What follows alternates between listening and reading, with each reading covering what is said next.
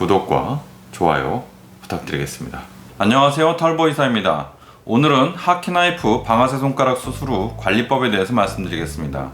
먼저 하키나이프의 장점에 대해서 다시 한번 리뷰해 드릴 건데요.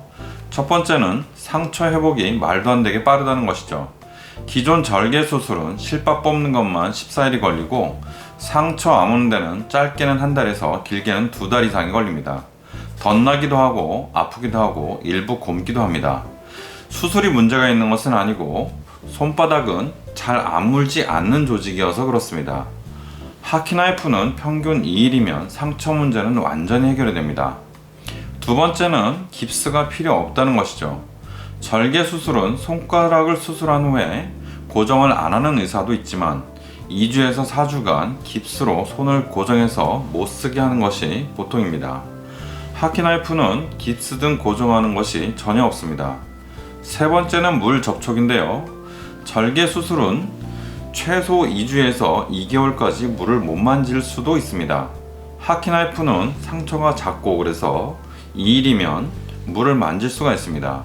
네 번째는 통증이 많이 적다는 것입니다. 통증의 소실에 관해서 절개 수술은 수술 후 2달에서 6개월 정도로 보통 설명하는데 오래 걸리는 사람이 많기 때문입니다. 간단히 설명했다가 낭패를 보는 수가 있어서 절개 수술 후에는 통증의 소실을 넉넉히 설명합니다. 하키나이프는 엄지손가락은 일주일 정도, 기타 손가락은 한 2주에서 2달 정도 걸리지만 90% 정도는 2주에서 4주면 통증이 많이 줄어들어서 일상생활을 좀 할 수가 있습니다. 그래서 하키나이프는 손가락 실사용이 빠른 것이 아주 큰 장점입니다. 실제 사용할 수 있는 것으로 따졌을 때 통증이 적고 깁스가 없고 물을 만질 수가 있어서 일상생활에서 불편함이 하키나이프 시술이 절개 수술에 비해서 월등히 적습니다. 약간의 통증과 불편함을 참는다면 일에 공백 없이도 지낼 수 있습니다.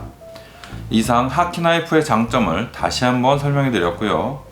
오늘의 메인은 방아쇠 손가락 하키나이프 시술 후에 관리법을 종합적으로 일목요연하게 정리해 드리도록 하겠습니다. 일반적인 하키나이프 시술의 경과는 특별한 처치가 없어도 대부분 경과가 좋다는 것이 특징입니다.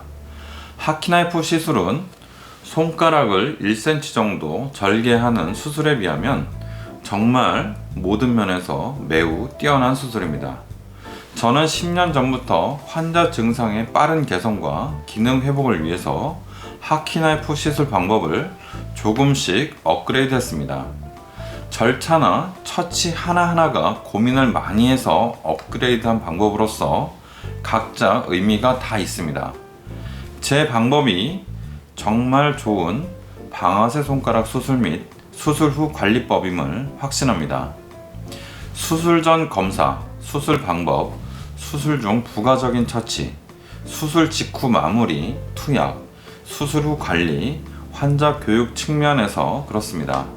이것을 시간 순서대로 말씀드리도록 하겠습니다. 하키나이프 수술 후에 20분 정도 손을 꽉 쥐고 계시기 바랍니다. 하키나이프 방아쇠 손가락 수술은 피가 거의 나지 않는 수술이지만 남아있는 출혈을 조금이라도 줄이기 위해서 수술 후에 제가 충분히 지혈을 해드립니다. 그 이후에도 20분 정도 주먹을 꽉 쥐고 있다가 펴는 것이 출혈을 가장 줄이는 방법입니다. 수술 후에 제가 붕대를 감아드리는데요. 이 감아드리는 압박 붕대는 약 2일 정도 풀면 됩니다. 시술 후에 일시적으로 피가 나거나 붓는 것을 방지하기 위해서 압박 붕대를 감아드리는데요. 답답하신 분들은 당일날 밤에 풀어버리셔도 되지만 웬만하면 견딜만한 분들은 수술 다음날, 즉 이틀 후 아침에 푸시면 좋겠습니다. 압박 붕대를 이틀 동안 감고 있어도 특별히 문제가 되지 않는 것은 특수한 압박 붕대를 사용하고 너무 강하지도 약하지도 않게 힘 조절을 잘 해서 감기 때문입니다. 그래서 보통 아무 문제도 없습니다. 이틀 후에 압박 붕대를 풀면 여기 이 조그만 상처는 이미 다 아물어 있습니다. 시술 상처는 바늘구멍만 있기 때문에 상처가 작습니다. 그냥 놔둬도 2-3일 정도면 완전히 딱지가 지게 되고요. 그때부터 물을 만지셔도 상관이 없습니다. 그렇지만 본원에서는 상처 부위를 더 빨리 낫게 하기 위해서 이 조그만 상처에 의료용 특수 접착제로 봉합해 드리기 때문에 상처가 훨씬 더 빨리 낫습니다. 의료용 접착제로 방아쇠 손가락 시술 후에 바늘구멍까지 봉합해 주는 것은 제가 전 세계 유일하다고 생각합니다. 확률은 거의 없지만 4-5일 후에도 계속 진물이나 피가 난다면 가능한 병원에 오셔야 되는데 그런 분들은 거의 없습니다. 얼음찜질을 하셔야 되는데요. 얼음찜질은 상처의 부종과 회복에 관련이 있습니다. 시술 당일날부터 이틀 정도는 압박붕대가 감겨 있기 때문에 손바닥에 계속 얼음찜질을 해도 동상이 걸리지 않습니다.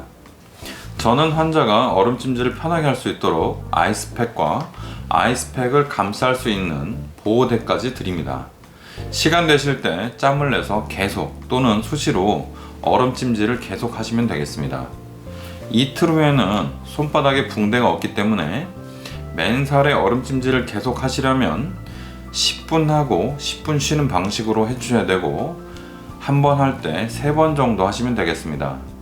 몇 시간 쉬었다가 또 계속하는 방식으로 하는 것이 바람직하고요. 계속하게 되면 동상에 염려가 있기 때문에 조심하셔야 됩니다. 그렇지만 아직까지는 동상 걸린 사람은 한 사람도 없었습니다. 손바닥에 온찜질 하는 것도 중요합니다. 온찜질은 냉찜질을 계속 하다가 통증이 거의 없어지고 붓기가 가라앉는 시기가 되면 원활한 힘줄의 재활을 위해서 필요합니다. 따뜻한 기운은 손가락의 관절염을 완화시켜주고 손가락의 움직임을 부드럽게 해줍니다. 보통 2주 후부터 하라고 말씀드리는데요. 경과가 빠르거나 느린 경우에는 좀 당기거나 늦출 수가 있습니다. 이 온찜질은 완전히 좋아질 때까지 하는 것이 좋습니다. 약 2개월에서 6개월까지 간헐적으로 하시면 도움이 될 것 같습니다. 손가락을 시술 직후부터 까딱까딱 하는 것이 중요합니다. 이거를 수시로 해주셔야 힘줄과 주변 조직과의 유착, 다시 늘어붙는 것이 진행되지 않습니다. 절개하는 수술보다 하키나이프 수술이 훨씬 유착이 되는 확률이 적습니다. 제가 재발 방지를 위해서 수술 후에 유착 방지제를 수술 부위에 투여하지만 그래도 완전히 방지하기는 어렵습니다. 완전히 구부리거나 완전히 쭉 펼 필요는 없습니다. 무리해서 손에 자극을 주게 되면 오히려 부종을 유발할 수가 있습니다. 통증도 유발되고요. 회복되는 대로 천천히 따라간다는 느낌으로 해야 되고 말 그대로 까딱까딱 한다는 생각으로 해야 됩니다. 손바닥에 골프공이나 호두 같은 그런 작은 것을 올려놓고 굴리면 부종 방지에 좋습니다. 손바닥을 눌러줌으로써 손바닥의 붓기를 빨리 빼주는 것이죠. 너무 아플 때는 하지 마시고 심한 통증이 좀 지나간 다음에 하면 도움이 많이 됩니다. 손바닥과 손가락의 통증은 몇 주에서 몇 개월까지 갈 수가 있습니다. 제가 하는 하키나이프 수술이 아무리 시술처럼 보여도 엄연히 방아쇠 손가락의 원인인 A1 활차, 이 힘줄을 잡고 있던 인대를 절개하는 수술이기 때문에 해당 부위가 2-3주 동안은 무조건 뻐근한 것이 보통입니다. 통증의 원인은 주로 붓기 때문에 그런데요. 2-3주 지났는데 시술 후에 통증이 심하지 않다면 골프나 운동, 일을 해도 됩니다. 시술 부위에 통증이 심하지 않다면 드리는 약만 드시고 더 드실 필요는 없습니다. 하지만 방아쇠 손가락이 심하게 있던 분들, 특히 요 2, 3, 4번에 있던 분들은 힘줄의 통증이 오래 갈 수가 있어서 그럴 때는 본원에 다시 내원하시면 좋고 멀어서 오실 수가 없으면 가까운 병의원에서 진통소염제를 처방받으셔서 드리는 것 외에 2-3주 정도 더 드시면 좋겠습니다. 손가락이 수술 후에 당분간 완전히 구부러지지 않거나 펴지지 않을 수 있습니다. 즉, 한 70% 80% 되는 환자들은 2-3일 후에는 부어서 잘 안 움직이다가 서서히 좋아집니다. 그것이 보통이기 때문에 너무 걱정하지 마시기 바랍니다. 2주에서 2달가량 지난 후에 손가락이 구부정한 상태로 잘 안 펴지는데 걸리는 느낌은 없다면 해당 기간 동안 온찜질을 하면서 기다려보면 됩니다. 지극히 정상적인 과정입니다. 문제가 있던 힘줄이 일시적으로 수축되었다가 서서히 펴지기 때문에 그렇습니다. 아주 심한 분들은 그 기간이 1년 정도 될 수도 있는데 결국은 다 펴지고 여태껏 펴지지 않은 분들은 보질 못했습니다. 하키나이프 수술 후에는 감염될 확률은 거의 없습니다. 이 가능성이 희박하다고 생각하지만 항상 설명드리긴 하는데요. 시술 부위에서 고름이 나오거나 너무 아프게 붓는 경우에는 병원에 내원을 해주셔야 됩니다. 하키나이프 수술 후에 재발 확률은 거의 없습니다. 어느 정도냐면 과거 연구 논문의 공식 재발률, 즉 수술을 했는데 수술한 부위가 다시 재발해서 늘어붙어서 방아쇠 증상이 발생할 확률은 절개하는 수술이나 하키나이프나 모두 3% 정도였습니다. 제가 시행하는 하키나이프는 확실히 재발이 1% 미만입니다. 이런저런 처치를 더 해서 그런지 제가 오랫동안 해서 숙련되어서 그런지는 모르겠지만 기존의 논문의 재발보다는 확실히 낫습니다. 방아쇠 손가락 수술은 이 A1 활차를 끊어내는 것인데 이 인대를 절개하면 힘줄에 기능상 문제가 없는가 하는 질문을 하는 분들이 종종 있습니다. 흔히 해부학적 그림을 보고 이 A1 활차가 없으면 문제가 생길 것 같은 느낌이 드는데요. 사실 손바닥이 여기부터입니다. 정확히 말하면 A2 활차의 중간부터 다 손바닥이 되는 것이죠.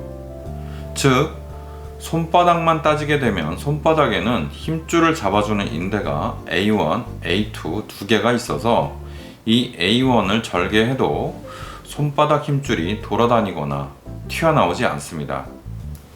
더 자세히 말씀드리면 이 A2의 일부까지 절개해도 손바닥 힘줄이 튀어나오지 않는 것으로 되어 있고 실제로 그런 경험을 했습니다.